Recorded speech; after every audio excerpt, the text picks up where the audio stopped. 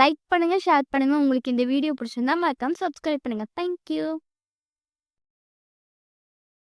பிருந்தாவனத்தில் அது ஒரு பிரகாசமான அமைதியான காலை பொழுது. மாமரங்களில் பறவைகள் கூச்சலிட்டன.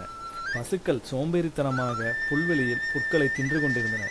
யமுனையின் நதியின் அருகே குழந்தைகள் சிரித்துக்கொண்டு ஒருவர் மேல் ஒருவர் தண்ணீரை தெளித்துக் கொண்டும் விளையாடிக் கொண்டிருந்தனர். ஆனால் அன்று காலை ஏதோ விசித்திரமாக நடப்பது போல் தோன்றியது. நதிநீர் திடீரென ஓடுவதை நிறுத்தியது. ஒரு காலத்தில் நடனமாடி துள்ளி மக்கள் மேல் தண்ணியை தெளித்த யமுனா நதி இப்பொழுது அமைதியாகவும் மிகவும் அமைதியாகவும் இருந்தது. ஒரு சிறு அலை கூட இல்லை. பெண்கள் தங்கள் தொட்டிகளை நிரப்புவதற்காக வந்தபோது குழப்பத்துடன் பார்த்து கொண்டனர். தண்ணீர் எங்கே போனது? அவர்கள் ஒருவருக்கொருவர் பேசிக்கொண்டனர். பசுக்கள் அமைதியின்றி அலைந்தன. வெப்ப விரைவில் ஆற்றங்கரையில் ஒரு பெரும் கூட்டம் கூடிவிட்டது. கவலை காட்டுத்தீ போல் கிராமம் முழுவதும் பரவியது. யமுனை இல்லாமல் நாம் எப்படி நீர் பருகுவது, சமைப்பது, உணவு பயிரிடுவது, மேலும் கால்நடைகளுக்கு எவ்வாறு நீர் கொடுப்பது என்று எல்லோரும் கிருஷ்ணரை திரும்பி பார்த்தனர். அந்த நீல நிற கண்ணன் சிறிது புன்னகையுடன் அமைதியாக நின்று கொண்டிருந்தான். அவன் அழகு, அவன் மோகன புன்னகை அனைவரையும் மயக்கியது. அவன் தலையில் சொருகியிருந்த மயிலிறகு மேலும் அவனுக்கு அழகு கூட்டியது. அவன் அருகில் அமைதியாக பலராமர் நின்று கொண்டிருந்தார். அவர் மிகுந்த பராக்கிரமசாலி. அவரது தோளின் வலிமை அனைவரும் அறிவோம். அவர் அமைதியுடனும் உறுதியுடனும் தனது மரக்கலப்பையை தோளில் பிடித்துக்கொண்டு நின்று கொண்டிருந்தார். கிருஷ்ணரின் கண்கள் மின்னின. கவலைப்படாதீர்கள் என்று விளையாட்டுத்தனமாகவும் புன்னகையுடனும் கூறினார். பலராமனும் நானும் யமுனைக்கு என்ன ஆனது என்பதை கண்டுபிடிப்போம். அவள் ஏதாவது ஒரு சிக்கலில் இருக்க வேண்டும் என்றார். பலராமரும் அதற்கு ஆமோதிப்பது போல் தலைசித்தார். ஆற்றின் அடிப்பகுதியை நோக்கி நாம் பார்ப்போம். பதில் காட்டில் எங்காவது இருக்கலாம் என்று கூறினார். இரண்டு சகோதரர்களும் ஒரே நேரத்தில் புறப்பட்டு அந்த யமுனையின் வறண்ட பாதையில் நடந்து சென்றனர். ஒரு காலத்தில் நீர் நிரம்பியிருந்த யமுனை இப்பொழுது வறண்டு விரிசல் நிறைந்த பாதையாக காணப்பட்டது. சூரியன் மிகவும் கடுமையாக இருந்தது. பறவைகள் ஆர்வத்துடனும் கீச்சலிட்டு கொண்டு அவர்களை பின்தொடர்ந்தது. அவர்கள் நடந்து காலந்தியின் மாயாஜால காட்டின் அடர்ந்த வனப்பகுதிக்குள் நுழைந்தனர். அவர்கள் அந்த வனப்பகுதியில் நுழைந்தவுடன் காற்று மெதுவாக திசையை மாற்றியது. அது குளிர்ச்சியாகவும் மிகவும் கடுமையாகவும் இருந்தது. கண்ணுக்கு தெரியாத உயிரினங்கள் ஓலையிட்டன. அணில்கள் கீச்சலிட்டன. வண்ணமயமான பட்டாம்பூச்சிகளின் குழு கிருஷ்ணரின் புல்லாங்குழலை சுற்றி நடனமாடின. திடீரென்று மீதமுள்ள நதிநீர் நிறைந்த ஒரு சிறிய குட்டையிலிருந்து ஒரு ஒளிரும் தங்க மீன் வெளியே குதித்தது. ஓ கிருஷ்ணா, ஓ பலராம் என்று அது கூச்சலிட்டது. நமது யமுனை ஆபத்தில் உள்ளாள். கிருஷ்ணர் மீனின் அருகில் மண்டியிட்டார். யார் இதை செய்தது என்று அவர் மெதுவாக கேட்டார். மீன் நடுங்கியது. மெதுவாக துந்துபி என்ற பேராசை கொண்ட மலை ராட்சசன் அந்த மலைகளில் ஒரு உயரமான கல்லணையை கட்டியுள்ளார். அவர் யமுனையை கைப்பற்றியுள்ளார். அதனால் அனைத்து நீரையும் தனக்காக வைத்திருக்க முடியும் என்று அவர் நினைத்து கொண்டிருக்கிறார். யமுனையை அதிலிருந்து விடுவிக்காத வரை யமுனை நதிநீர் சுதந்திரமாக பாய முடியாது. யமுனை அழுகிறாள். நீங்கள்தான் அவளை காப்பாற்ற வேண்டும் என்று கூறியது.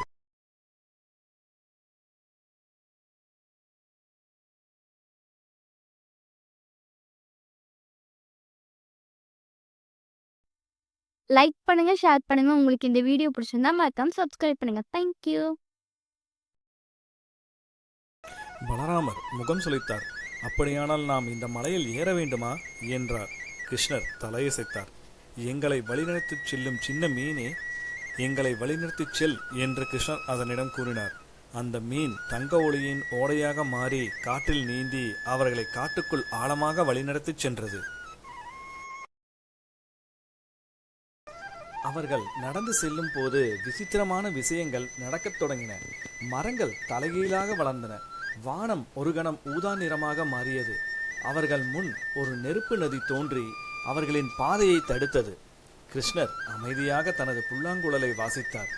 மென்மையான இசை நெருப்பை தணித்தது. அது ஒரு மூடு பனியாக உருவாகியது. அடுத்து அவர்கள் முன் ஒரு பெரிய கல் சுவர் எழுந்தது. எந்த வழியும் இல்லாமல் பலராமர் முன்னோக்கி சென்று தனது கலப்பையை தூக்கி தரையில் மோதினார். அது ஒரு பெரிய இரைச்சலுடன் சுவர் விரிசல் அடைந்தது. மலையை சுற்றிலும் செல்லும் ஒரு மறைக்கப்பட்ட பாதையை அது வெளிப்படுத்தியது. அவர்கள் அடுத்த பயணத்திற்கு தயாரானார்கள்.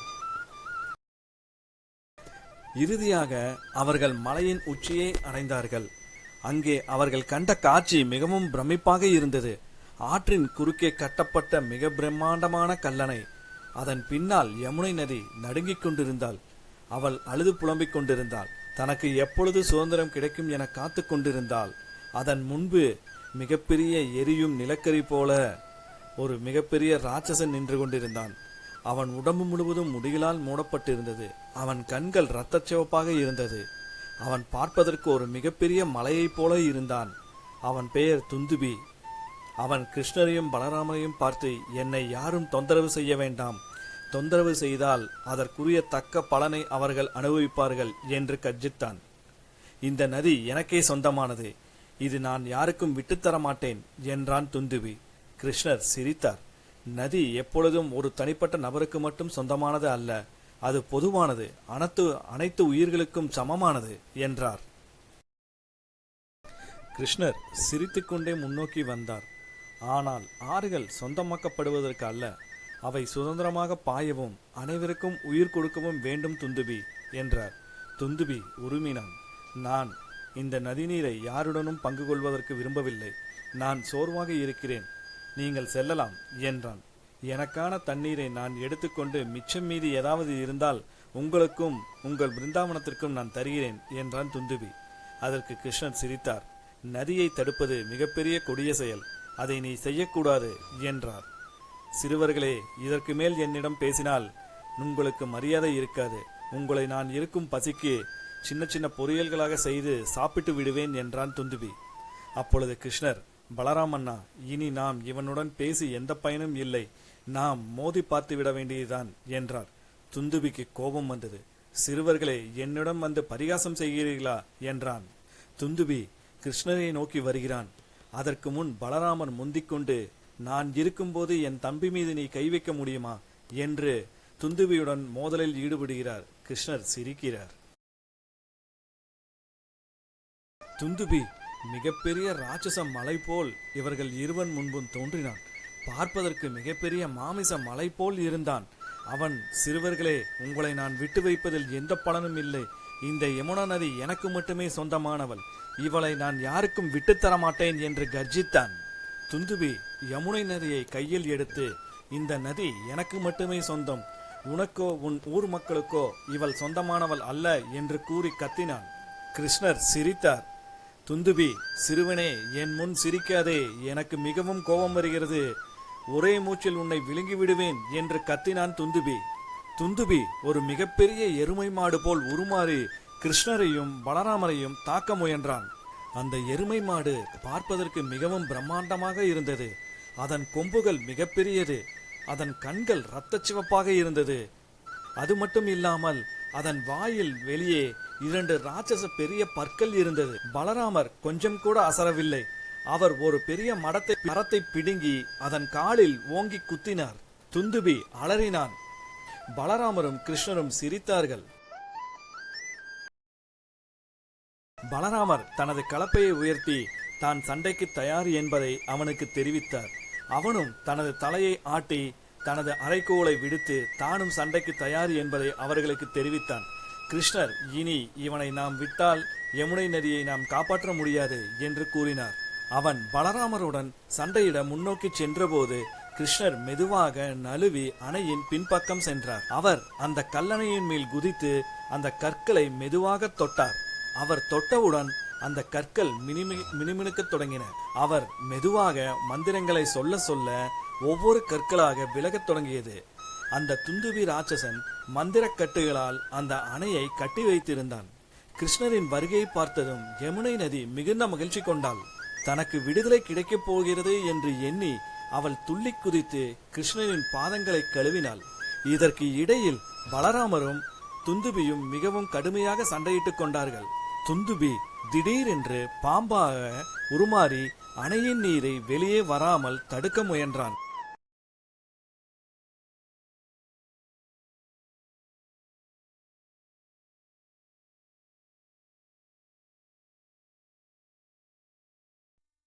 லைக் பண்ணுங்க, ஷேர் பண்ணுங்க. உங்களுக்கு இந்த வீடியோ பிடிச்சிருந்தா மறக்காம சப்ஸ்கிரைப் பண்ணுங்க. தேங்க்யூ. கிருஷ்ணர் தனது புல்லாங்குழலில் ஒரு சிறிய பாடலை வாசித்தார். அவரது புல்லாங்குழல் இசையில் மயங்கிய கற்கள் ஒவ்வொன்றாக தளரத் தொடங்கின. இறுதி விரிசலுடன் அணை உடைந்தது. தண்ணீர் முன்னோக்கி பாய்ந்தது. யமுனை நதி சிங்கம் போல் கர்ஜித்து மிக வேகமாக வெளியே வந்தாள். துந்துபி மிகப்பெரிய கூச்சலிட்டு ஆச்சரியப்பட்டான். சக்தி வாய்ந்த மிகப்பெரிய அலைகள் துந்துபியை சுழற்றி அவனை தூக்கி எறிந்தது. அவன் மலையிலிருந்து உருண்டு தூரத்தில் மறைந்து போகும்போது யமுனை நதி சிரித்தாள்.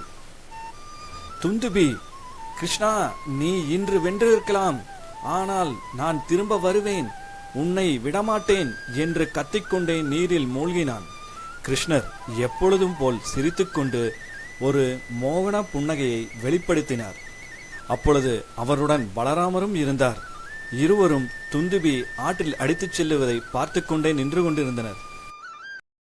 இப்போது விடுதலையாகிவிட்ட யமுனை நதி ஒரு பெண் போல் உருவம் கொண்டு நீரிலிருந்து மேலே எழுந்தாள்.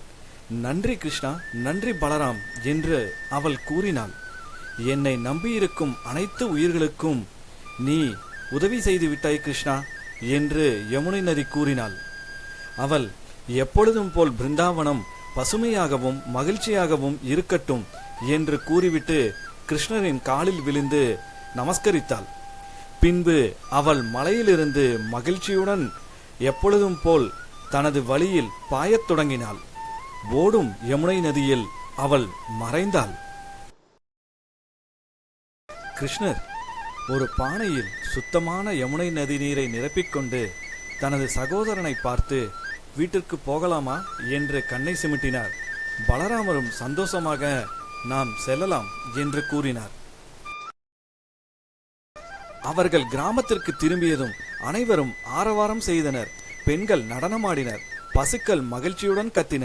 குழந்தைகள் திரும்பி வரும் யமுனை நதியில் இறங்கி ஒருவர் மேல் ஒருவர் தண்ணீரை தெளித்துக் கொண்டு சந்தோஷமாக விளையாடினர். அன்று மாலை தங்க சூரியன் மறைந்ததும் பலராமர் சற்று ஓய்வெடுப்பதற்காக ஓர் மரத்தின் மீது சிறிது கண்ணயர்ந்தார். கிருஷ்ணர் வழக்கம் போல் தனது விளையாட்டை ஆரம்பித்தார். பலராமரின் கலப்பையை எடுத்து மறைத்து வைத்துக் கொண்டார். கண் திறந்து பார்த்தபோது பலராமரின் கலப்பையை காணாமல் பலராமர் பதறினார். இது கிருஷ்ணரின் வேலை என்று பலராமருக்கு நன்றாகவே தெரியும். எங்கே கிருஷ்ணா எனது கலப்பை என்று கிருஷ்ணரிடம் பலராமர் கேட்டார். கிருஷ்ணர், நான் அறியவில்லை, எனக்கு தெரியாது என்று கூறினார். பலராமர் சிறிது யோசித்துவிட்டு கிருஷ்ணரை துரத்தினார். கிருஷ்ணர் ஓடி மறைந்து விட்டார். கிருஷ்ணா, எனது கலப்பையை திருப்பிக் கொடுத்துவிடு என்று பலராமர் கேட்டார். கிருஷ்ணர் சிரித்துக்கொண்டே அவரது கலப்பையை திரும்ப அவரிடம் கொடுத்தார். இவ்வாறு அவர்கள் மகிழ்ச்சியாக விளையாடிக் கொண்டே அன்றைய பொழுதை கழித்தனர். பிருந்தாவனத்தில் யமுனை நதி திரும்ப வந்ததில் அனைவருக்கும் மகிழ்ச்சி. அனைவரும் அந்த நிகழ்ச்சியை கொண்டாட தயாராக கொண்டிருந்தனர். கிருஷ்ணர் யமுனை நதியின் அருகில் உட்கார்ந்து எப்பொழுதும் போல் அவரது புல்லாங்குழலில் ஒரு மோகன இசையை வாசித்தார். அவரது இசையில் பிருந்தாவனம் மயங்கியது.